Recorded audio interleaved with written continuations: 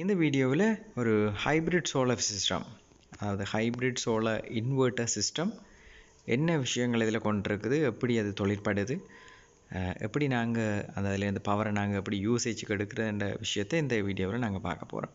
இப்போ இதில் பார்த்தீங்கன்னு சொன்னால் 3 விதமான விஷயம் இருக்குது. இது வந்து டிஸ்ட்ரிபியூஷன் பாக்ஸ், அதாவது முழு கனெக்ஷன்ஸும் வந்து இதில் தான் இருக்கும். இந்த டிஸ்ட்ரிபியூஷன் பாக்ஸுக்குள்ளே இது வந்து இன்வெர்ட்டர். இது ஒரு ஸ்பெஷலான இன்வெர்ட்டர். இதில் பார்த்தீங்கன்னு சொன்னால் அந்த டிஸ்பிளேயில் தெரிகிற மாதிரி சிபி பவர் எங்களுக்கு இருக்குது. இப்போ நாங்கள் சோலார் இன்ஸ்டால் பண்ணல இது வரைக்கும். அப்போ சோலார் இன்ஸ்டால் பண்ணாதபடியாக அந்த சோலார் வந்து எந்த பவரும் உற்பத்தி ஆகலை. இப்போ நாங்கள் இங்கே பேட்ரி பேக்கப் கொடுத்துருக்குறோம். இந்த சோலார் சிஸ்டத்துக்கான பேட்ரி பேக்கப் இது ஒரு லித்தியம் அயன் பேட்ரி. இந்த பேட்ரியின் கெப்பாசிட்டி மேக்ஸிமம் 5 கிலோவாட். ரைட், ഇതിൻ്റെ பேட்டரிൻ്റെ கெப்பாசிட்டி வந்து 5 கிலோவாட் கெப்பாசிட்டி.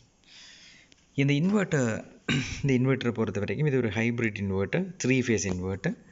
அப்போ இந்த 3 ஃபேஸ் இன்வெர்ட்டர் வந்து ഇതിൻ്റെ மேக்ஸிமம் கெப்பாசிட்டி 10 கிலோவாட். ரைட், ഇതിൻ്റെ அந்த மேக்ஸிமம் கிலோவாட் வந்து 10 கிலோவாட்டாக இருக்குது. அப்போ நாங்கள் இந்த இன்வெர்ட்டர் நாங்கள் பாவிக்கிற நேரம், இப்போ இந்த இன்வெர்ட்டர் வந்து யூஸ் ஆகுது ஒரு பேட்ரி பேக்கப்பை வச்சுக்கொண்டு கரண்ட் தச்சலாக நிற்கிற நேரம் அதை பயன்படுத்துகிறதுக்கு, அந்த பேட்டரியிலேருந்து கரண்ட் உற்பத்தி செய்து பயன்படுத்துகிறதுக்கான ஒரு செட்டப் தான் இதில் செய்திருக்குது. அப்போ சோலரை நாங்கள் இன்ஸ்டால் பண்ணிட்டோம்னு சொன்னால், சோலார் செல்ஸை நாங்கள் இன்ஸ்டால் பண்ணிட்டோம்னு சொன்னால் சோலரில் இருந்தும் பவர் உற்பத்தி ஆகும். அதே நேரம் தேவைப்பட்டால் சிபியிலேருந்தும் எடுக்கக்கூடிய மாதிரி இருக்கும். இப்போ இதில் பார்த்திங்கன்னு சொன்னால் சிபியிலேருந்து வர்ற கரண்ட்டை தான் எங்களோட வீட்டு தேவைக்கு நாங்கள் யூஸ் பண்ணி கொண்டு இருக்கிறோம்.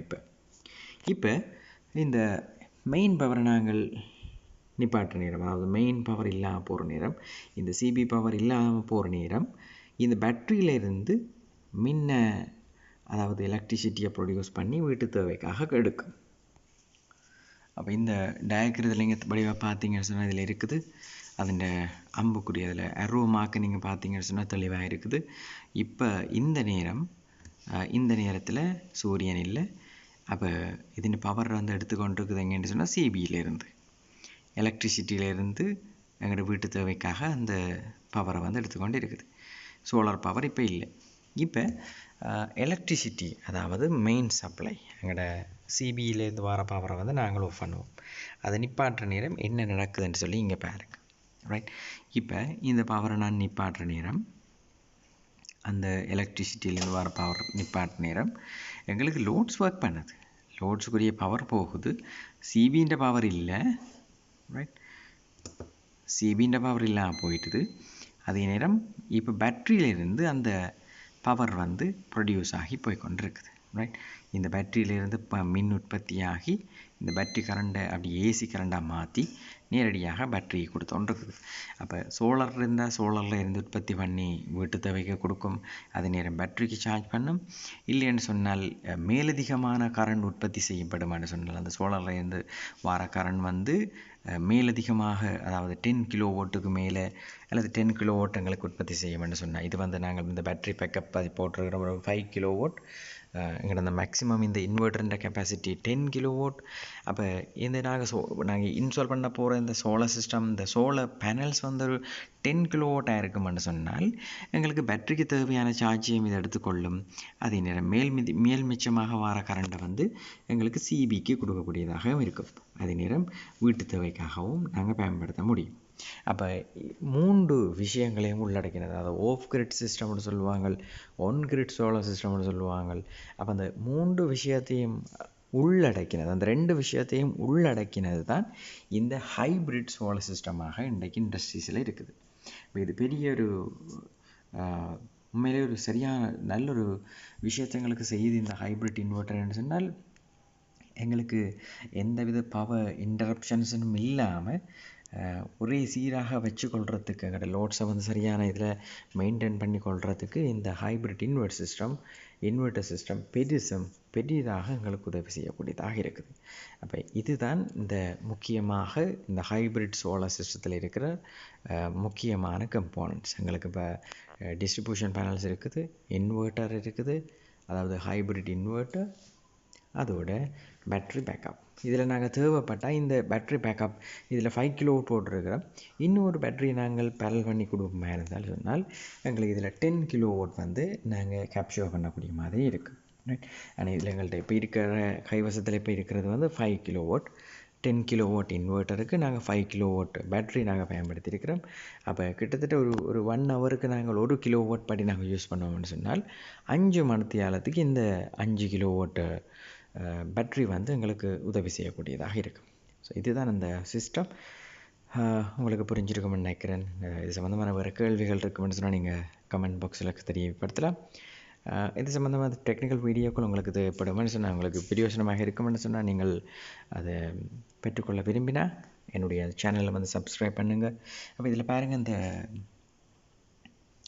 இதில் இருக்கிற அந்த சிஸ்டம் வந்து இப்போவும் கூட பேட்டரிக்கு சார்ஜ் பண்ணி, அதாவது பேட்டரியிலேருந்து மின் உற்பத்தி செய்து போய்கொண்டு இருக்குது.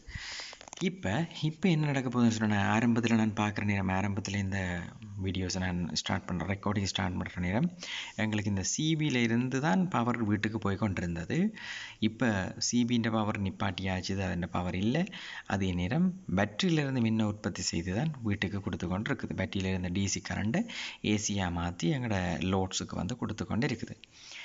இப்போ இந்த கிரிட்டை வந்து ஆன் பண்ணுவோம். அதாவது இந்த எலக்ட்ரிசிட்டியிலேருந்து வர இந்த பவரை வந்து நாங்கள் ஆன் பண்ணுவோம். ஆன் பண்ணுற நேரம் என்ன நடக்குதுன்னு சொல்லி பார்ப்போம்.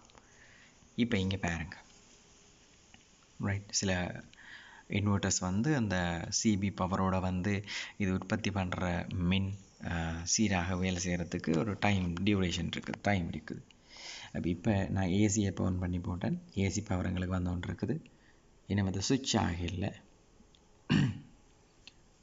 அந்த ஒன் குட் பவர் வந்து இன்னும் சுவிட்ச் ஆகலை. இப்போ இதன் பேட்டரி கெப்பாசிட்டியை நீங்கள் பார்த்தீங்கன்னா 99%, 99% இருக்குது. 1% குறைஞ்சிருக்குது. இப்போ இந்த பேட்டரியிலேருந்து தான் இந்த வீட்டு தேவைக்கு கரண்ட் போய்கொண்டு இருக்குது. சிபி பவர் சுவிட்ச் ஆகிற நேரம் என்ன நடக்குதுன்னு சொல்லி பார்ப்போம்.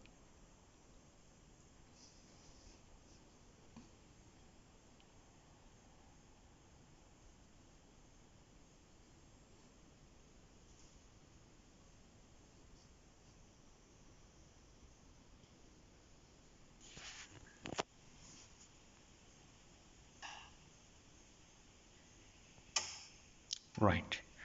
இப்போ வந்து சுவிட்ச் ஆகிட்டுது. ரைட். இப்போ சிபியிலேருந்து பவர் வீட்டுக்கும் போகுது. அதே நேரம் பேட்டரிக்கும் சார்ஜ் ஆகிக்கொண்டு இருக்குது. இதுவே சோலார் பேனல் இருக்குமென்னு சொன்னால், சோலார் பேனல்லேருந்து மின் உற்பத்தி ஆகும்னு சொன்னால் பேட்டரியில் சார்ஜ் இல்லாட்டி இங்கேருந்து சார்ஜ் ஆகும். இந்த அரோ இங்கேருந்து இங்கே வரும். ஆனால் இப்போ அந்த சோலார் எனர்ஜி இல்லாதபடியாக எங்களுக்கு சிபியிலேருந்து தான் கரண்ட் எடுக்கக்கூடியதாக இருக்குது. இப்போ பேட்டரிக்குரிய சார்ஜையும் எடுக்குது, அதே நேரம் எங்களோட லோட்ஸுக்குரிய சப்ளையும் கொடுக்குது. அப்போ இந்த ஹைப்ரிட் சோலார் சிஸ்டம் இப்படித்தான் வேலை செய்யுது. இதுதான் அந்த ஹைப்ரிட் சோலார் சிஸ்டத்தின் தொழிற்பாடு. So thank you. உங்களோட நேரத்துக்கு நீங்கள் இவ்வளோ நேரம் தந்து இந்த விஷயத்தை பார்த்ததுக்கு தேங்க்யூ ஸோ மச்.